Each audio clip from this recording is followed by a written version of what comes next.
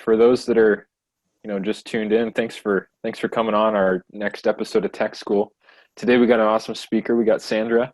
She's a founder of Kamshed. She'll probably tell you a little bit about that later, and she's going to talk a little bit about building a lean startup, right? Which is something that as founders sometimes is very new and a different type of methodology, right, as opposed to just building businesses in general. So we're excited to kind of pick her brain, learn from her, and hear some stories, right? So, Okay. yeah. But if you're tuning in on YouTube, I know we're having a little trouble here with YouTube Live. But if you're watching this recording, feel free to like, comment, subscribe, all that fun stuff. The more interactions we get with videos like this, help it push it out to more people. So that like or comment that you leave on a video like this could help push this out to an entrepreneur or a startup that really needed to hear a message from today. So it's an easy way for those of you watching to help and support the startup community. But yeah, thanks Sandra. I'll leave it to you to do a little introduction. Okay. Oops, there goes my cord. I'll introduce myself, but and then I'll just start chatting. But if people have questions, feel free to just jump in and don't wait, because I'd rather it be, I'd rather be more interactive and keep things interesting. My company, I started, it was almost, I think it was 4 years ago, Kamshed. And I will say, well, I'll start with why I started it. And why I started it was this one week, a couple things happened.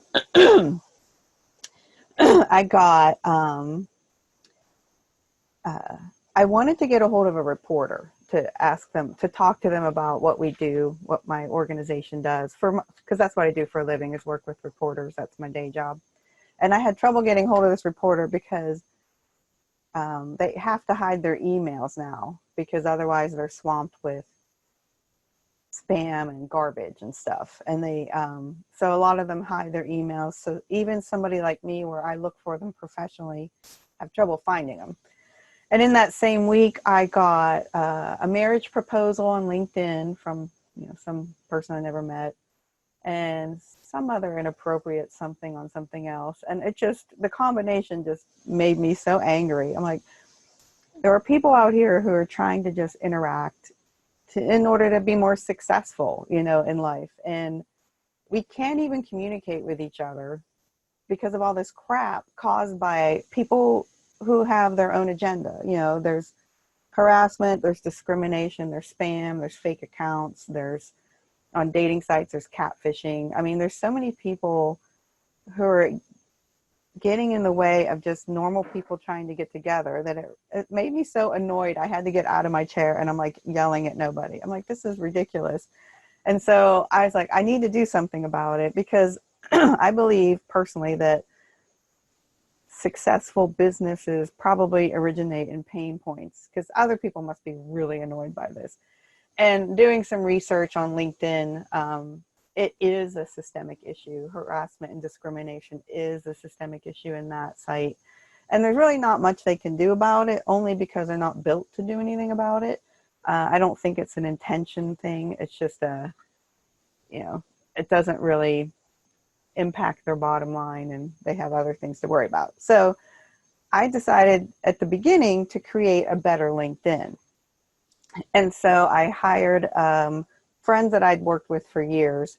One was a IT back-end coder, and one was a UI UX guy.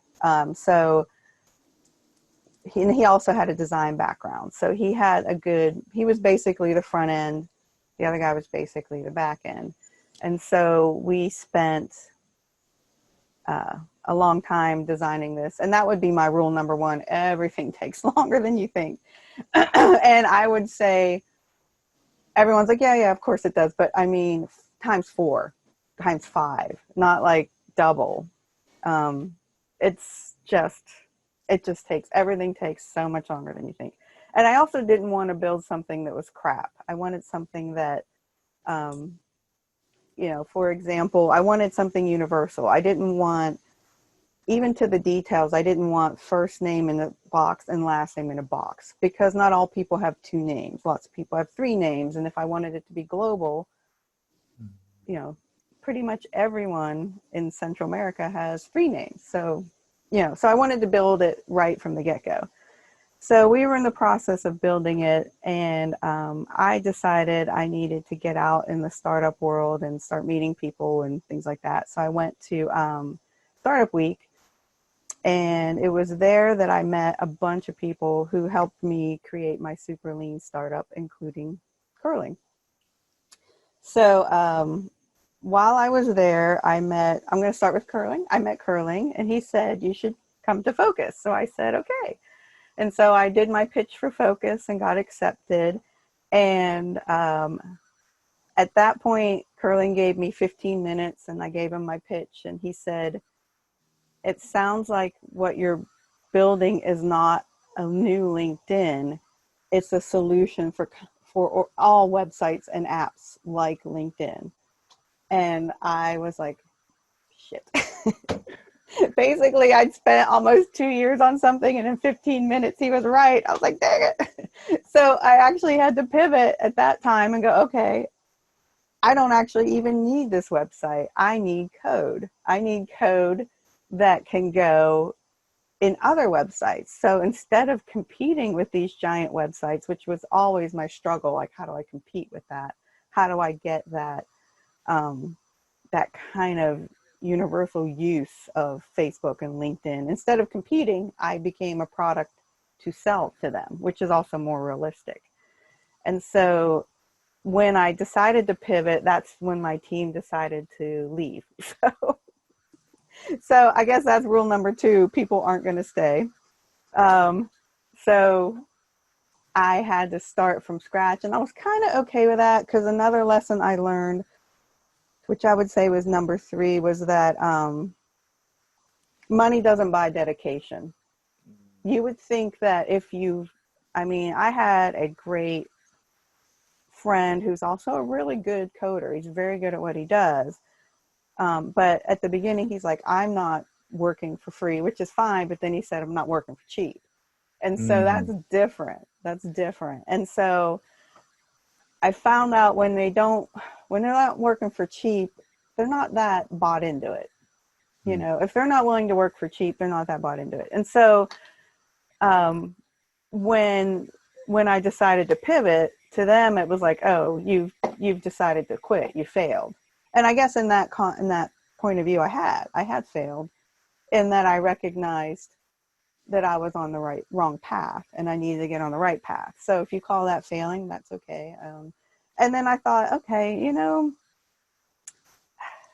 if you're joining in every meeting every day thinking it's a privilege that you're there, and I'm so lucky to have you, then you probably shouldn't be there anyway. Yeah. So that was when I decided I'm just going to find people who I don't know, which is also not what they tell you to do. Like whenever you do your investor pitches, they're like, who are you working with? How long have you known them? Things like that. But I feel I've had much better success working with people I haven't met before. I don't know why that is. But that's that. And so then also at Startup Week, I met a woman who has since quit her job and moved to Capri, Italy. So I'm blanking on her name, but she told me about the San Diego Workforce Program. And if you haven't looked into that, I highly recommend it. And what it is it's affiliated with the Small Business Administration in some way. I don't understand the relationship, but basically if you have a startup, especially tech, they will match you with a recent graduate or a student, and they pay that student's salary to work for you. So basically free labor. And so that was how I found I'm going to call him my employee, but he's technically a contractor. They pay him $18 an hour. And so you're not getting people who want to make a lot of money because it's $18 an hour. But it can be upfront with it. That's what I worked. They have a bunch of resumes on their computer, and they send you resumes, and none of them were what I wanted. which leads me to the third person I met at Startup Week, which was, shoot, I'm blanking on his name too. I'm sorry. But he works at a boot camp, a tech boot camp. And there's a handful of those out here locally where they will, it's usually, I think, traditionally 16 weeks of boot camp to learn coding. And at that point, the boot camps have a financial obligation to help place their graduates. And a lot of them are like, if you don't get placed in a certain amount of time, we refund your tuition. And so they have a huge pressure on their end to find placements for them. And so what I did is I asked him for resumes from his boot camp. He sent me a bunch of much better resumes. And then I went to San Diego Workforce Program and I said, I want to hire one of these guys. Can I set that up? And as long as they meet the criteria, because I don't know if I'm talking to just San Diego people or not. Do you know, Curling? Yes, I most of it going to be at San Diego County. Okay. Well, I'm sure Yeah. there might be ones outside of San Diego too. I don't know about, but as long as they meet the criteria of being in San Diego County, not being high income, which I can't imagine a lot of high income people are graduating boot camp and interested in my $18 an hour job. But so there's some criteria they need to meet, and then they will be admitted, and then that's how I found them. But then I ended up I found a good guy, and he worked out great, but then his mother got sick in Japan, and one night he just left and never came back. So, Oh, wow. So rule number 4 is labor is going to be always an issue. So he emailed me that he had a friend who's very, very good at coding, but not necessarily social skills. And that is also very normal. I call it the Sheldon Cooper effect. So if you watch Big Bang, like the better you are at your technical skills, the not so good social skills. That's okay. I have no problem with that. So he sent me his resume and I called him and I said, well, this looks good. Can you set up a time to talk? And he said, to talk about what? And I said, about the job. And he's like, you mean you want to interview me? And I said, yeah. And he goes, oh, I don't do interviews. That's great. Bye. So, okay. So moving on, they sent me a bunch of other people, tried it again. So this would be person number 3, lasted 3 weeks and then ghosted. And then finally found my 4th person that I have now, who's wonderful. But that process, again, you think in your head, I'm going to hire somebody. How long could it take? Well, that process was almost 6 months. Oh, wow. Because we kept going, because the one good guy left and then the 2. And then by the time I actually got the guy I have now, he was, it took that long. And then it took a while to trust him to know he's very good. And he's great. He's still with me. And the thing with the San Diego Workforce Program, you have your free employee for 160 hours, and then you're going to pay for them. And I'm like, I don't have money for this. But by the time those 160 hours were done, I'm like, this guy is great. I need to find the money for him. Nice. Which actually worked out in time for COVID, where I ended up getting $1,000. I guess I'm called a grant for COVID. I hope everyone's already looked into that. Yeah. And so that went all to him. And then he also, in the meantime, had taken a look at what we'd done and decided it would make sense to start all over again, which is also normal. And then after he finished rebuilding our code, I told him my goal is 10 lines of code. I want 10 lines of code or less that could be inserted to any app or any website that will protect people from harassment, discrimination, the usual things. And this, because it's only realistic because they redirect to us and we take care of it. So, so if you visualize that, and how we take care of that is through, it's a way to verify phone, email, which everybody does, and facial recognition against a government ID. So that all 3 of those things happen very quickly and very easily. And so we built this whole code tied to AWS. And then AWS was not able to do one little thing. And then he found a patchwork on Azure. And then as we started using Azure, realized we needed to move everything to Azure. So we just moved everything to Azure last week. And now we are just about ready to start looking for beta testers. So that's where we're at on that. But the things that I found, almost everything originated at Startup Week. And that's where I created my super lean startup, where I got free advice from, I got free advice from curling all the time. And All time. All right. yeah, and I got free money from SBA, and I got a free employee through SBA. And then just today, they offered me, or last week, SBA offered me a loan. And I was going back and forth on taking it because I'm very cheap and I don't want to owe anyone money. And I just decided, all right, I can take it and then just let it sit there and decide what I'm going to do with it. So I accepted it, and it just funded yesterday. So that's kind of scary to me. I don't like owing anyone money ever. So, but that is that COVID loan that there's no payments for the year, and they're only 3% interest rate. So I'm like, okay, I'm just going to take it. I'll probably use it to pay for my guy and any tech expenses we have for Azure. And then I'm really going to let that sit there. And so that would be my advice, my number one piece of advice is to get out there, go to Startup Week, go to the events, meet people like curling, meet people like the people that work at the boot camps, if that's what you need, if you need labor like that. I would always suggest going to these events alone, especially being female. We tend to go to places with other friends, and you completely have the totally different experience, and it's not as effective, and it's kind of boring. so I always recommend going alone. And I personally always feel stupid walking into a big giant event by myself, but I just learned to embrace it,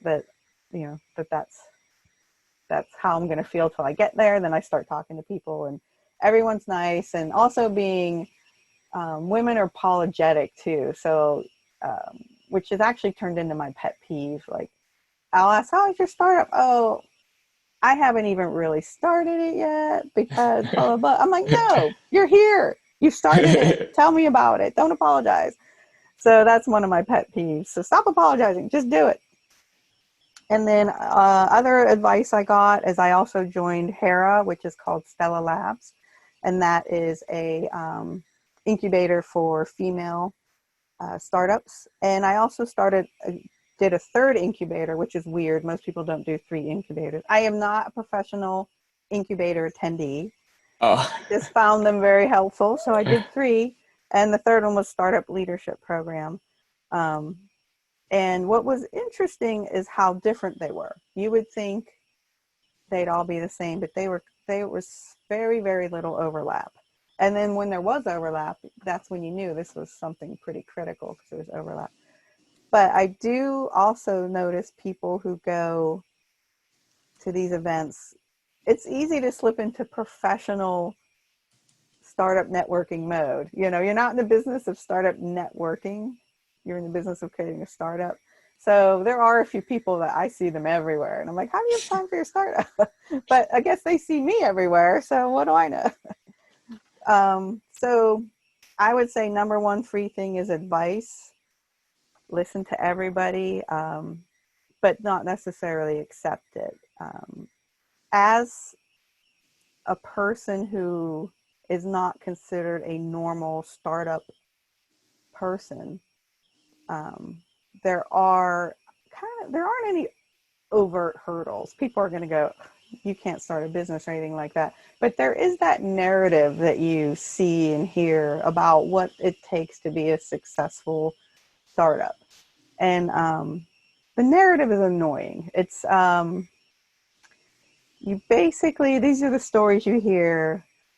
couple of white dudes in their 20s living in the Bay Area decide to quit their jobs and somehow magically pay their bills, and then start a startup that they get investors to put millions in, and then they go public. And there's a lot of holes in that narrative that make me wonder. I don't fit into that narrative at all. So I am not in my 20s. I am not a dude. I don't live up there. And so so a lot of times it makes you question whether or not you can be successful. But the truth is, I came from a very low income background, so I never really fit in anyway. So screw you people. So that's my philosophy. So I'm ignoring that narrative. You also hear people that say, like, I met one woman at one of those events that quit her job with her husband. She and her husband quit their job, moved into a tent, and lived in a tent and cooked meals on campfire so they could start their business. And I'm like, if you're not ready to do that, then you're not ready to own a startup. And I'm like, I don't know about that. I am not ready to live in a tent. And but I hope my startup will be successful. So when you're super lean, which is a nice way of being cheap, saying cheap, when you're cheap like me, it just takes longer. So you have to be patient. And then when you pivot, the pivoting takes longer too. So, but to me, that's worth it. I don't want to, I won't risk anyone else's money. I'm not interested in that right now. I'm not comfortable with that. So I'm just going to go at my own, do it my own way, and we'll see what happens.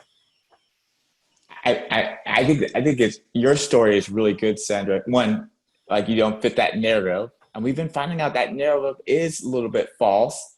The average age of really successful founders is 35. We've been finding that out, and there's even more women founders are coming up the ranks. But and Steve, I know you probably have a question too, but on that whole narrative part, Sandra, is there a way that you've, was there like some book or was it some inspiration that you actually had where you say like, I'm not going to even think about that narrative, or was that just something that was ingrained in you that you were just going to move forward regardless? Right. No, I read a lot of books and I like to take the advice away. I think they offer good structure, but no, it came from being low income. I mean, Yeah. I've never had a narrative that fit my reality, so I just automatically discard them all.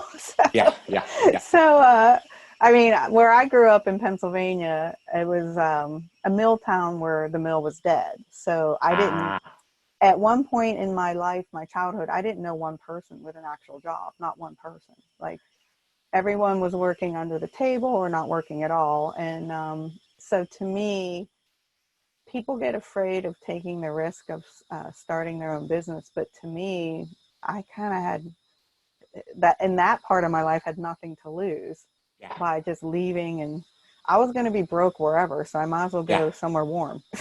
I like that.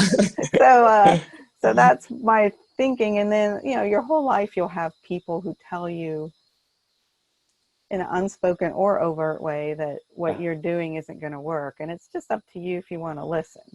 Like not that you got to recognize the difference between honestly giving you advice like you did with me curling versus somebody who's just talking to you to just get in your way because they're unhappy. You know, it's like, I have nothing to do with you. So you just have to just, I don't know. Am I walking to the beat of my own drum? Maybe. I don't know. I like to listen to everything people say and then think about it and go, okay, that was, well, in your case, curling, I'm like, crap, I knew right away you were right. So I was like 2 years down the tubes, but sometimes you got to step back and go, do people have an agenda when they give you advice or when they talk to you, or they're not even thinking half the time.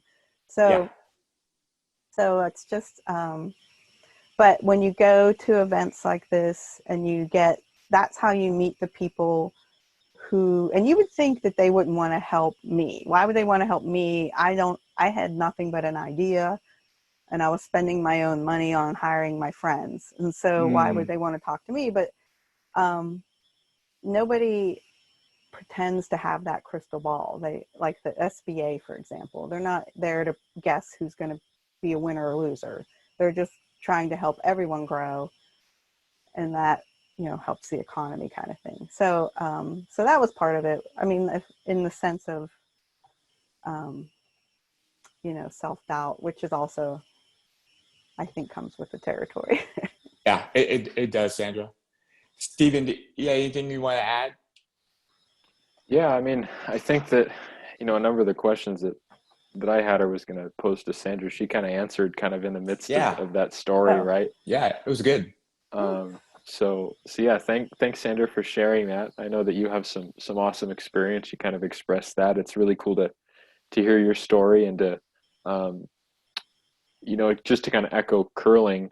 Um, I think it's completely true, or at least what we found out in the startups that we worked it with and the cohorts and all that stuff, that the that narrative you mentioned on, you know, what a startup's supposed to be, or kind of that cliche, you know, startup experience, is totally false, right? Everyone's going to come from their own different background and, you know, different experiences, right? And that's all going to tie into whatever your startup journey might look like, which is the reason why, you know, you know, people like you have such great stories that can impact, you know, so many other startups, right? Your experiences, everything that you kind of mentioned, all the difficulties you face, hurdles, and you know, in building that lean startup. So that's really cool.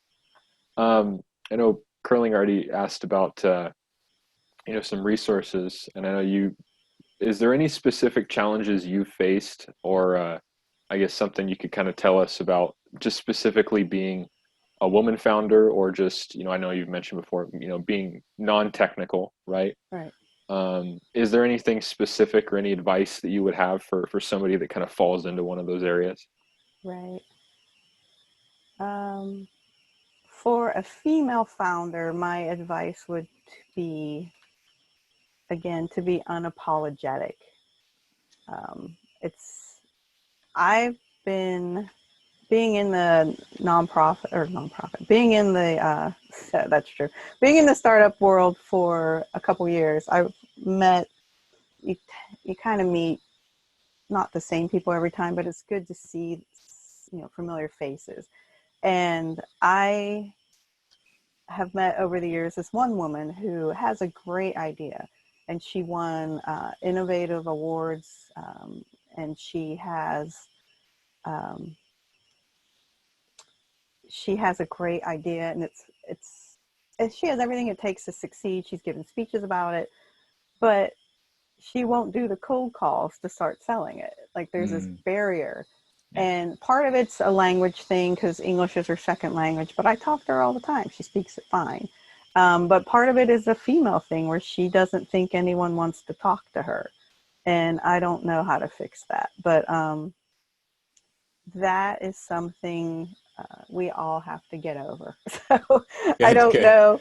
I mean, actually, I mean, if you are super arrogant and not a nice person, that's not an issue. So it's kind Yeah. of a compliment that because she's such a nice person, she doesn't feel like people, almost a modesty thing, kind of taken too far. Like, so for women, I think I see that across the board, where women are like, you know, apologizing before they start talking, and then saying, well, I know my business isn't in perfect condition right now, so let me start by saying I'm not perfect, my business isn't perfect. I'm like, just stop, just tell me about it.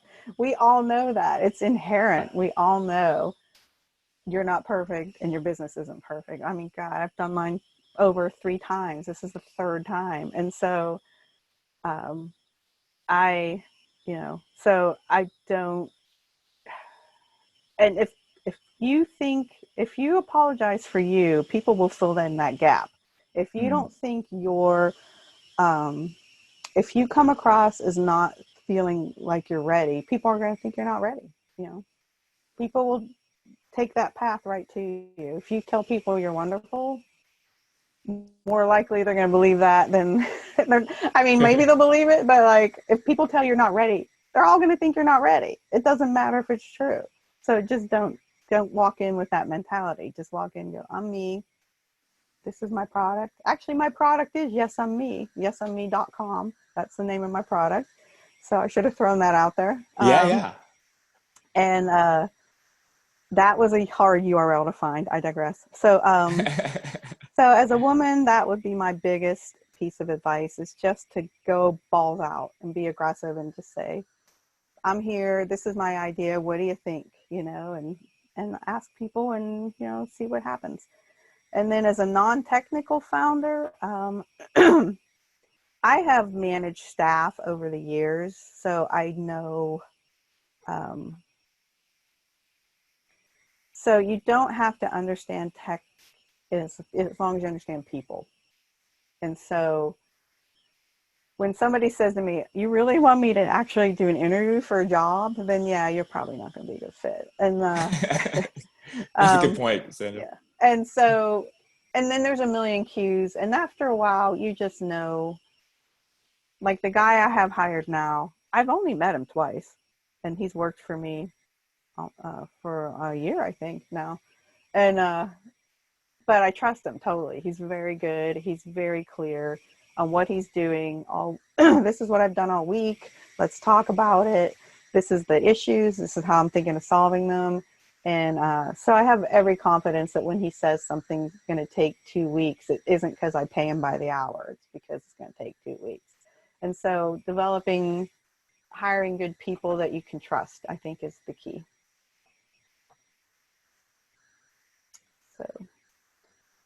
That's awesome. Well, thanks for that advice. I know that, you know, you kind of have a double header, right? You come from those two realms, and, you know, we've seen, you know, startups that come from either or, right? They might, you know, be a woman founder, or they might be non-technical, or sometimes both. And so I think perspectives like that, you know, probably Curling could probably echo this a lot. It helps a lot, right? Knowing that, you know, there's a lot of advice people like you can give to people in this situation. So thank you. Sure. And anything else? Any other questions? Yeah, Curling, did you have a couple? Well, I was thinking if any audience has one. If not, what I was going to just do is I was going to say, Stephen, the 1 or 2 tips. You want that? Okay, yeah. So I know I sent this over to you beforehand, Sandra, but one of the things that Curling and I like to ask towards the end, almost just to give kind of that bite-sized representation of a lot of the stuff you talked today. But so imagine you had a chance to talk to your younger self before, or maybe in the early stages of your startup journey, right? So for you, it could be, you know, a couple of years ago when you know, before you kind of pivoted, or before you kind of really got the ball rolling with this whole startup journey. What are maybe 1 or 2 little tips that you might give your younger self in that situation, right? It could be about what you talked about with building that super lean startup, or just building a startup in general. Are there like 1 or 2 things that you would say, wow, if I could talk to myself a few years ago, this is what I would tell him? So what would those be? I would have been first and foremost cheaper. I would have been much cheaper. Anytime anyone said I needed to spend money on something, I would push back, which I do now.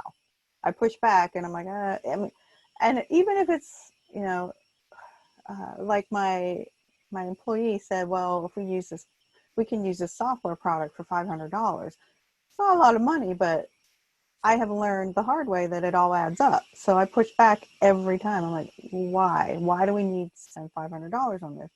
Is there a workaround? And is there a cheaper place? Is there a cheaper way? And just really just force all prices down all the time.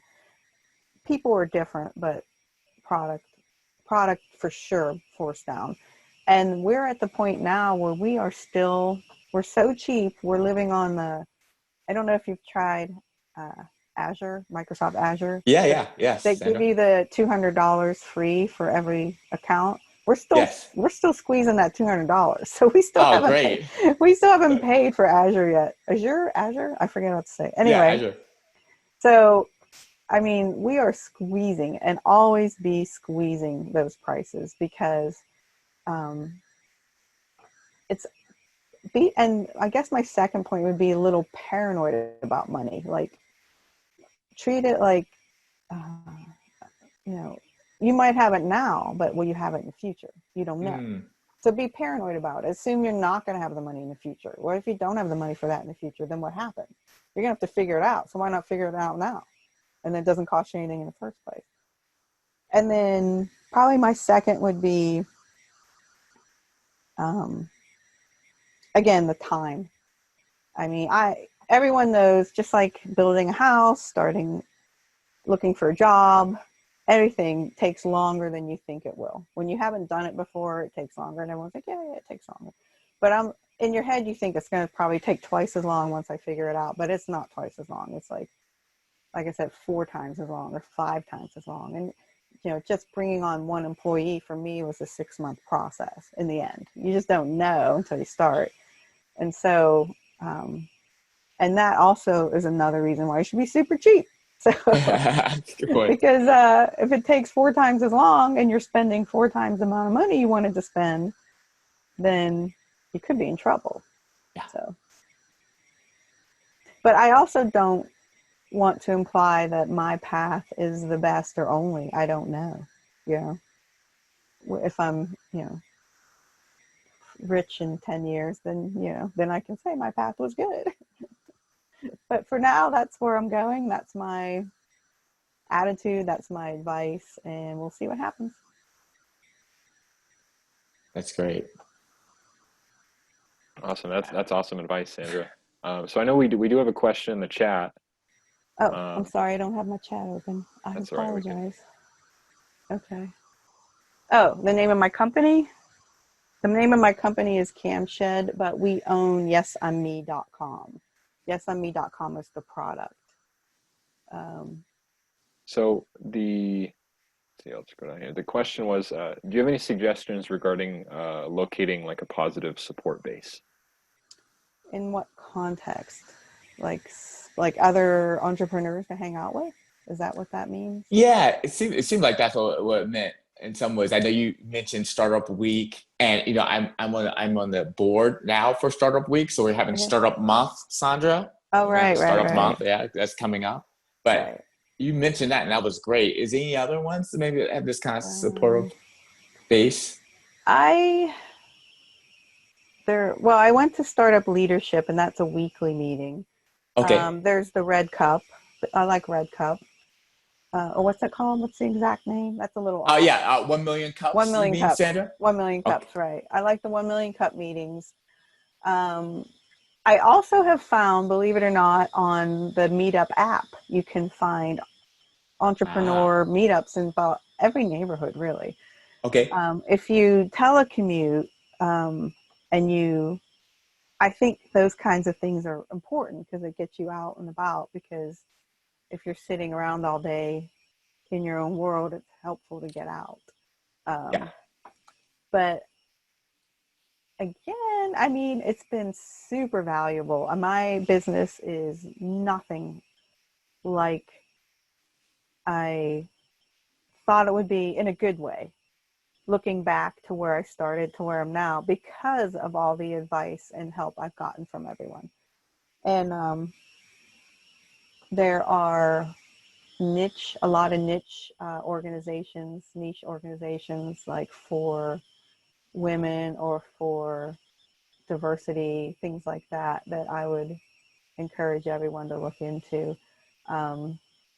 My business partner was gay, so there was a lot of opportunities for us because of that as well. So depending on where you're coming from, I would encourage everyone to do that, but not go too buck wild where you're not even working on your business, you're too busy networking.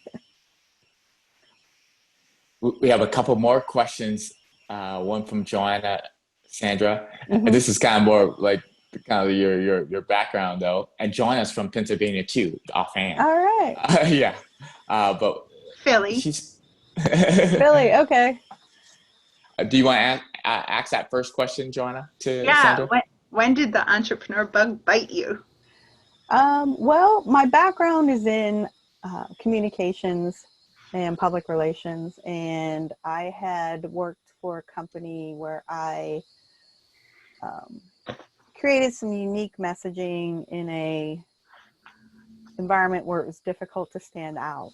And that made the company $17 billion, and I got nothing. So, so I was like, okay. You said, So, so I need to start thinking more about, you know, so on that side, one side of my brain was like, okay, that kind of sucked. And then on the other side was the things that were starting to annoy me about my inability to do my job because of people out there who are harassing and discriminating, things like that. So when they came together, I was like, okay, that's where I need to go with that. Balancing entrepreneur life with friends who don't understand. My friends don't even know what I do. So I tried to explain my original plan was to have code that would check your email, your phone, and facial recognition against the government ID, and then that information would be stored in blockchain. Nobody understood what I was talking about. Like, even in the incubators, when I did my pitch, the people who started the incubators didn't understand the concept of storing information in blockchain. And they're like, well, why are you doing it that way? And I'm like, because it's safer. Well, why is it safer? Because blockchain's safer. Yeah. Well, why? And it just, to me, that was it tanked. Like, I can't explain this to people here, so I'm not even going to bother explaining it to friends and family. I just tell them I have a side gig that doesn't make me any money. And they go, okay. That's great. They're like, what are you doing at noon today? I have a side gig. It's not making me any money. I got to talk on the phone. Okay. I honestly don't involve them because, like, I don't think they'd understand. And I guess I don't come from a technical background, but I'm passionate about blockchain. I think it's going to change our world in a really good way. And so I wanted to use that technology, but if it's not ready yet, that's fine. I'll use my free Azure and that'll be good for now. And then we figured out a way using algorithms where we don't even have to save that data. Once we get their email, phone number, and identity verified, we discard the data and save the approval of that data as an algorithm. So we figured out a way around it without blockchain. So, like, there's no hacking of this personal information because it's not there. We don't keep it. Let's see. I know everyone tells me I should listen to podcasts, but I just don't have the patience for that. So I don't have any good podcasts for you. I'm sorry. Let's see. Any suggestions for practicing or refining? To me, I'm sorry. Microsoft Azure, Azure, is Microsoft's new, I don't know, how would you describe Azure? I would just say it's kind of like just a cloud platform, right, Sandra? Because you were using AWS, one cloud platform. Right. And Sandra, if you still are using AWS, we can give you some more credits for it. I know you'd like to be thrifty. Right. Oh, see, I didn't know that. We can give 5,000 now to the groups. Yeah. So. I was spending 600 a month on that. I know. But just FYI. And that's also for the audience too. Just reach out to us at hello@Fokcus. But okay. But I guess Azure is, I would describe it as a technology that helps you do everything, just like AWS. Yeah. I use it for my day job to cloud everything. I cloud everything on Azure, and then I mapped it to one of my drives on my desktop. And so it looks like regular File Explorer, but all my crap's there that's clouded. Nice. But my employee uses it for totally different. He uses it for the blobs. Yes. And if you want to know what a blob is, you're going to have to ask somebody else. But he likes using blobs to function Kamshed and YesImMe. Yeah, that's good. Yeah. So how do I refine your pitch? I think of a pitch as like a resume and a job interview. It's never going to be the same, and it's never going to stop changing. So depending on who you're talking to, depending on how much time, how much attention till they wander, like how much time you can get them to focus on you. listen to me. And then, and it never, and there's nothing that replaces practice. Yeah. I mean, when I was younger, the dumb stuff that came out of my mouth in job interviews blows my mind. Like I would walk out going, I can't believe I said that. And you just, I just feel like there's nothing but practice. I don't have any, you can practice it with, that's what one of the great things was about being in the incubators, because you're with friendly people who you're not trying to get anything out of them. You're not trying to get money out of them. They're not trying to, judge you. So that's a great place to start your pitch, because my first pitch was terrible. And they were so, I mean, you think about it every day, all the time. And then someone says, tell me about it in 30 seconds. And you're like, well, like it wasn't 30 seconds. It ended up being like 5 minutes. And then it wasn't very good. And I communicate for a living and it wasn't very good. So like, I know all about messaging and honing your message and how you bridge to your message and how you make sure people walk away knowing what you do. And I still screwed it up. So, Yeah. so I practice and know your audience. I think that's the answer to that. Let's see what else. What other free stuff? So curling, any chance for free Microsoft Azure coming up? I can try to work that. Yeah. That would be great. Okay. I'll put it down. One of the reasons I migrated, well, besides my guy said it was better for what we're trying to do, was because it was $600 a month for me, what I wanted to do. So, yeah, anything I can do to free money would be great. I'm writing it down. I'll write it down. But Sandra, thanks for you're always. Me and Stephen said this is gonna be a really great tech school, because you've always been really honest, always really just open, and I think that's what founders kind of need that at this point. So thank you so much too on all that. Thanks for all the questions from Jeff and Joanna, Stephen too, and even Sunny said we appreciate you, Sandra. That was really great. That was one from the cohort. Thank you. But Stephen, do you want to wrap it up for us? Sure. Yeah, I can wrap it up. Yeah, Sandra, thanks for coming in today. Thanks for taking time out of your busy schedule to jump on and speak for us. Share your experience. Just echoing what Curling said. We're glad to have you on. You're always really honest. Give great stories, and you have kind of this unique perspective, right? To add a lot of value to all the startups that are able to listen to this. So thank you.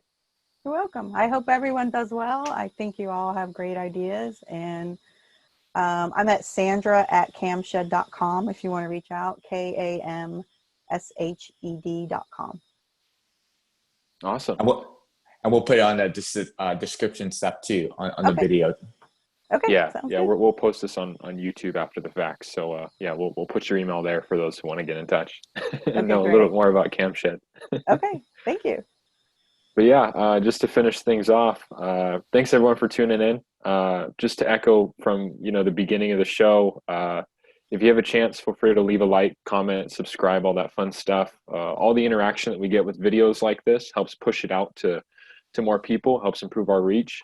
So that like or comment that you leave could allow this video to reach an entrepreneur or a startup that really needed to hear that message, right? Something that they really needed to hear what Sandra had to say today. So that's an easy way for those of you watching to be able to do something quick and easy and help support the startup community. So if you have a chance, feel free to do that. But as always, thanks for tuning in, and take care, everyone. All right. Take care, Sandra. Thank you.